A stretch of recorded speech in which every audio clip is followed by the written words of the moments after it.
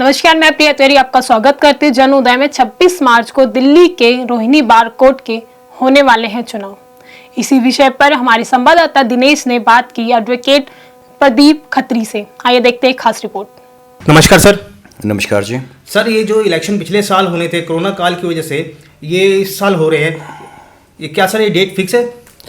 देखिए, जिस भी कारण से, जब आप सबको पता है पिछले साल इलेक्शंस हमारे जो फिक्स थे उसकी पोलिंग 18 मार्च को होनी थी और 14 मार्च को यानी जस्ट इलेक्शन से जिस दिन हमारे इलेक्शंस होने थे उससे 4 दिन पहले ड्यू टू दिस कोविड और कोरोना की वजह से हाई कोर्ट के एडमिनिस्ट्रेटिव ऑर्डर की वजह से हमारे इलेक्शंस कैंसिल हो गए थे, क्योंकि सिचुएशन उस टाइम पे बहुत भयावह होती जा रही थी कोरोना की। अब जैसे सिचुएशन नॉर्मल हुई है, कोर्ट ने इस चीज़ का संज्ञान लेते हुए और जो इलेक्शन कमीशन ने इस चीज़ का संज्ञान लेते हुए 26 मार्च की तारीख मुकम्मल की है, जिस दिन हमारे इलेक्शंस होने हैं।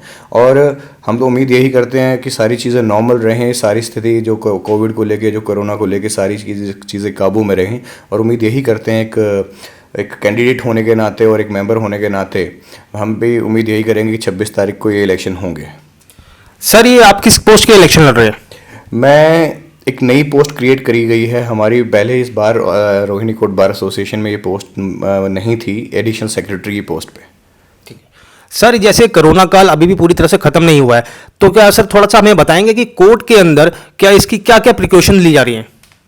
कोर्ट के अंदर एक हमारी जो हर एक डिस्ट्रिक्ट कोर्ट के एक बिल्डिंग मेंटेनेंस कमेटी होती है, जिसे हम बीएमसी कहते हैं जी। और जिसका पूरी की पूरी जिम्मेदारी डिस्ट्रिक्ट कोर्ट के अंदर देखना और सारी की सारी चीज़ें सुचारू रूप से, जितने भी एसओपी जिसे हम स्टैंडर्ड ऑफ प्रोसीजर, जो गाइडलाइंस हैं कोविड को लेकर, जो दिशा निर्देश हैं जो हमारी केंद्र सरकार ने दिए हैं वो फॉलो हो रहे हैं, उनका पालन किया जा रहा है, नहीं किया जा रहा है। वो बिल्डिंग मेंटेनेंस कमेटी, जिसके अंदर हाई कोर्ट के 3 माननीय न्यायाधीश की कमेटी होती है, वो उस पर नज़र रखती है। और जहाँ भी देखिए कमी कहीं भी हो सकती है और जहाँ पे कमी होती है उस चीज़ को सुचारू रूप से ठीक करने की कोशिश की जा रही है।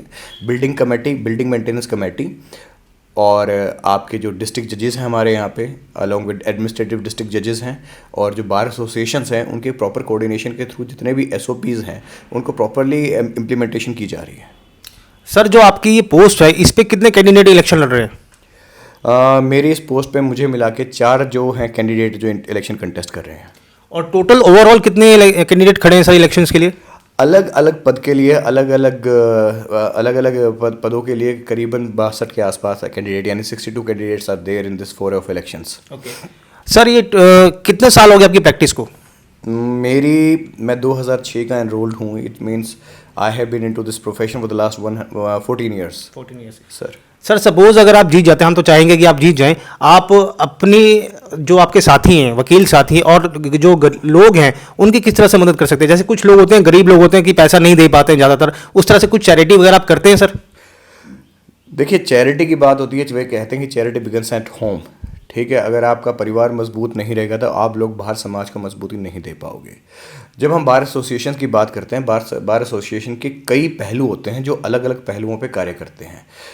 पहले लेते हैं कि जो हमारी बार एसोसिएशन है, बार एसोसिएशंस की जो सबसे बड़ी जिम्मेदारी होती है वो जिम्मेदारी होती है जो बार और बेंच के बीच में एक जो ब्रिजिंग गैप होता है, जो ब्रिज के तौर पे काम करते हैं।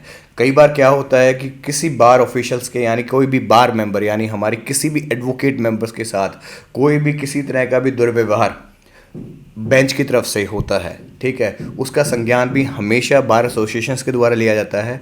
और अदर वे राउंड, अगर किसी भी बार मेंबर का दुर्व्यवहार किसी बेंच के प्रति या किसी जुडिशियल ऑफिसर के प्रति होता है, उसका भी संज्ञान कोर्ट लेते हुए हमारा कोर्ट जो भी जुडिशियल ऑफिसर है वो हमारे पास स्थानांतरित करता है, यानी बार एसोसिएशन के पास स्थानांतरित करता है, तो उसका संज्ञान बार एसोसिएशन लेती है। सबसे बड़ी जिम्मेदारी हमारी बार एसोसिएशन की होती है कि बार और बेंच के रिश्ते जितने ज़्यादा मधुर रहें, प्यार से रहें, हर चीज़ को प्रॉपरली कोऑर्डिनेट किए, ताकि वो हमारे कहीं ना कहीं एक जुडिशियल सिस्टम, जिसे हम कहते हैं जस्टिस डिस्पेंसेशन सिस्टम, न्याय प्रणाली को और मजबूत करें। पहला ये होता है। अब बात करते हैं दूसरी, बार एसोसिएशंस की भूमिका उसके मेंबर्स के लिए। बार अपने आप में कुछ नहीं है, बार एक प्लेटफॉर्म बनता है जो हमारे जैसे, आप उदाहरण के तौर पे लीजिए, रोहिणी कोर्ट के अंदर इस वक्त करीबन 8000 के आसपास मेंबर हैं। 8000 मेंबर्स हम एक सबसे बड़ी बात कहते हैं लॉयर्स के बीच में, जो लॉयर्स को सबसे लॉयर्स फ्रेटर्निटी को जो सबसे ज़्यादा मजबूत करती है वो उसकी एकता है, उसकी यूनिटी है। आपने बहुत सुना होगा लॉयर्स यूनिटी जिंदाबाद।